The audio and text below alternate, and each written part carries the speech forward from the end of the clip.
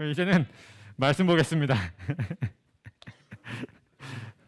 네, 말씀은 창세기 3장 5절에서 7절입니다.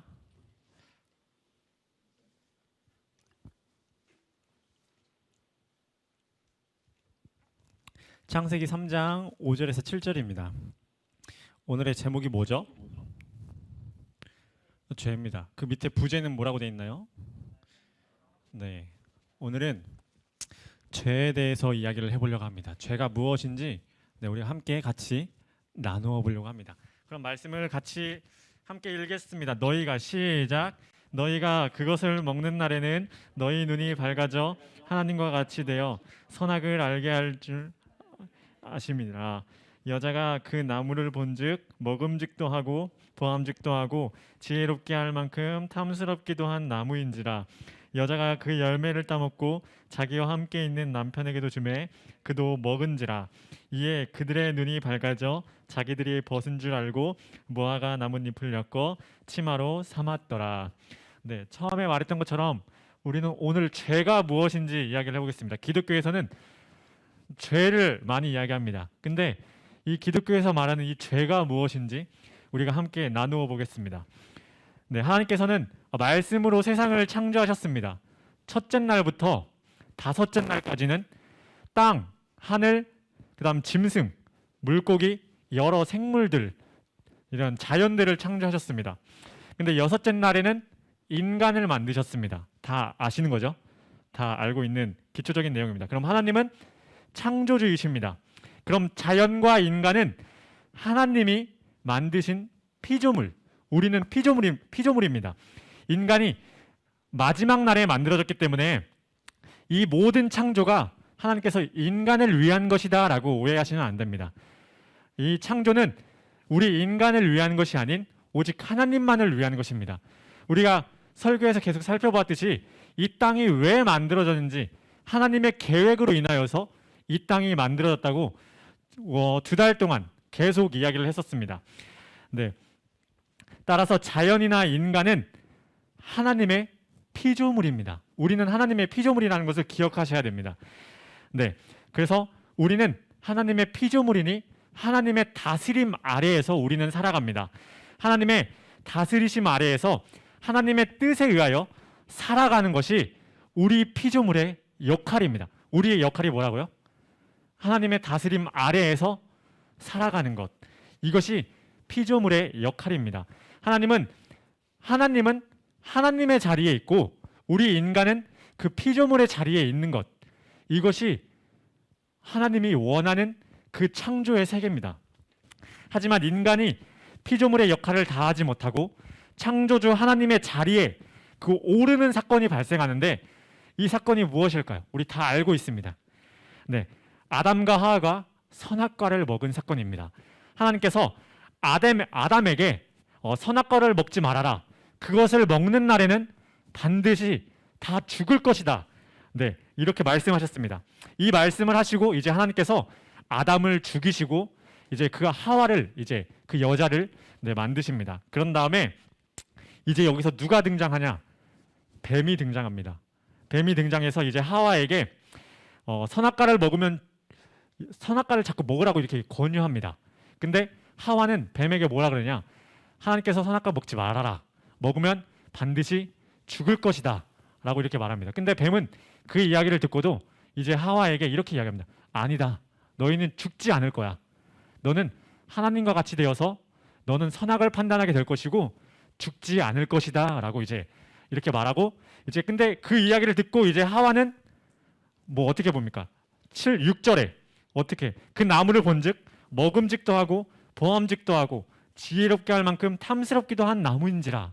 그 나무를 보고 먹어버립니다. 네, 그리고 하와가 먹고 그 다음에 이제 아담에게도 그 선악과를 준 다음에 아담도 똑같이 먹게 합니다. 네, 그러면 아담과 하와는 둘 다 벗었음으로 생활하였지만 선악과를 먹기 전에는 부끄러워하지 않았습니다. 네, 하지만 선악과를 먹은 후에는 어떻게 되었나요? 둘이 벗었음이 부끄러워서 자신들 스스로 무화과 나뭇잎으로 옷을 만들어서 자신들의 부끄러움을 가리게 됩니다.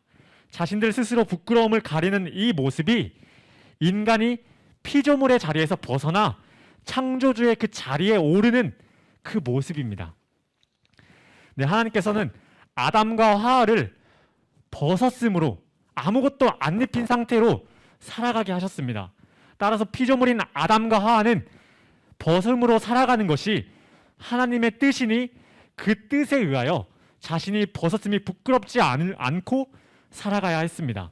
하지만 이 둘이 선악과를 먹고 나니 자신이 선악을 판단하는 하나님처럼 되어서 자신이 벗고 있다는 것이 부끄러워 그 부끄러움이 악이라고 판단해 버립니다. 그러고선 무화과 나뭇잎으로 옷을 만들어서 자신들의 부끄러움을 가립니다. 아담과 하와는 하나님의 뜻을 떠나 자신의 뜻대로 살아가는 자가 되어버린 것입니다. 하나님의 뜻은 너 벗었으므로 살아간대. 이 뜻에서 벗어나 아담과 하와는 아니야, 나는 나의 벗었음이 부끄러워, 그래서 나는 옷을 입어, 내가 옷을 입어서 살아갈 거야. 하나님의 뜻에 벗어나서 내 뜻대로 살아가는 것입니다. 다른 말로 하면 하나님의 통치, 그 다스리심에서 벗어나서 자신이 자신의 삶의 주인이 되어서 나를 다스리는 자가 되어버리는 것입니다. 이것이 죄입니다. 피조물의 역할에서 벗어나 창조주의 자리에 오르는 것, 그리고 하나님의 뜻에 의하여 살아가야 되는데 그 뜻에 벗어나 자신의 뜻대로 살아가는 것, 하나님의 다스리심을 받아야 하는 인간이 자신들 스스로 자신들의 삶을 다스리는 것, 그 다음에 인간이 선악과를 따먹고 하나님처럼 되어 하나님 흉내를 내고 있는 것, 지금 이 모든 것을 다 정리를 하면 인간은 원래 하나님과 인간이 하나가 되어서 살아가야 되는데 하나님과 인간의 관계가 하나가 되지 못하고 둘이 떨어져서 인간이 하나님을 떠나 내 스스로 살아가는 것이 죄입니다. 이 죄가 우리에게 있습니다. 우리는 피조물의 위치에서 하나님을 의지하지 않습니다. 우리의 삶을 보면 너무나도 잘 알 것입니다. 내가 지금 나를 의지하고 있는지 하나님을 의지하고 있는지, 우리는 누구를 의지하고 계시나요? 네, 하나님께서 우리의 삶의 주인이 아닙니다. 즉 우리를 다스리시는 통치자가 아니십니다. 그럼 누가 내 삶을 다스리고 통치하고 있나요? 바로 나 자신입니다. 내가 내 삶을 다스리는 통치자입니다. 나를 믿고 나를 의지하고 있습니다. 하나님을 떠나 하나님의 뜻이 아닌 내 뜻을 이루며 내가 내 삶의 주인이 되어서 나를 위해서만 살아갑니다. 그래서 이 땅에서 내가 내 계획, 내 꿈을 이루기 위해서 더 많은 것들을 스펙을 쌓아가면서 우리는 공부하고 있고 나를 위해서만 살아가고 있습니다. 하나님께서 하나님의 다스림을 받아야 할 피조물들이 자기가 자신을 다스리면서 살아가고 있는 것입니다. 하나님과 나와의 관계가 단절된 상태로 나 스스로 살아가고 있습니다. 따라서 성경은 인간이 정해놓은, 잘 들으셔야, 성경은 인간이 정해놓은 윤리적이고 도덕적인 법들을 어겼기 때문에 우리에게 너희는 죄인이다라고 이야기하지 않습니다. 피조물인 인간은, 우리는 하나님을 떠나 내 스스로 하나님처럼 되어 하나님 흉내를 내어 내 자신 스스로 살아가고 있기 때문에 성경이 우리들을 향하여서 죄인이다라고 이야기하고 있는 것입니다. 근데 세상은 이것이 죄인 줄 모릅니다. 세상은 도덕적이고 윤리적인 법들을 어겨야지만 그것이 죄라고 판단합니다. 그래서 윤리적이고 도덕적인 법들을 어기지 않고 우리가 깨끗하게 잘 살아가고 있다면 성경이 우리를 향하여 죄인이다라고 이야기할 때 우리는 죄인이 아니야 라고 이야기를 합니다. 죄가 죄인 줄 모릅니다. 우리는 윤리적이고 도덕적인 것들로만 우리는 생각하고 있기 때문에 성경이 우리에게 죄인이라고 말하면, 아닌데 나는 깨끗하게 잘 살아가고 있는데 왜 내가 죄인이지? 라고 생각하게 됩니다. 그래서 우리는 수련회나 여러 집회에서 죄를 회개하라고 하면은 내가 잘못한 것들을 하나님 앞에 이야기합니다. 무엇을 이야기하고 있나요? 거짓말하고 친구랑 싸우고 부모님 말씀 안 듣고 어쩌면 술 먹고 담배 피고 이런 거 윤리적이고 도덕적인 것들을 대부분 하나님 앞에 이야기하고 있습니다. 이런 것들을 이야기하는 것이 회개가 아닙니다. 하나님께서 우리에게 찾아오십니다. 그럼 무슨 일이 일어날까요? 내 자신이 하나님께서 우리에게 찾아오시면 내 자신이 어떤 자인지가 폭로가 됩니다. 나는 하나님 흉내를 내면서 내 스스로 나를 통치하면서 살아가던 자였습니다. 그런데 진짜 하나님이 내 앞에 나타나시니 내가 하나님이 아니었네가 내 자신이 어떤 자인지 폭로가 되는 것입니다. 나는 하나님 흉내를 내면서 내가 계획하고 내가 이 꿈 이룰 거야. 내가 다 할 거야. 내 삶을 내가 다스렸는데 내가 하나님처럼 선악을 판단하면서 살아갔는데 진짜 하나님이 내 앞에 찾아오시니 내가 나는 하나님 흉내내는 그런 어리석은 자였구나. 내 진짜 모습이 나는 그저 피조물이구나 라는 그 진짜 모습이 우리에게서 폭로가 되는 것입니다. 그래서 내 자신이 하나님을 흉내내면서 내 스스로 살아가고 있는 자라는 것을 깨닫게 되고 하나님의 다스리심으로 돌아가는 것, 이것이 회개입니다.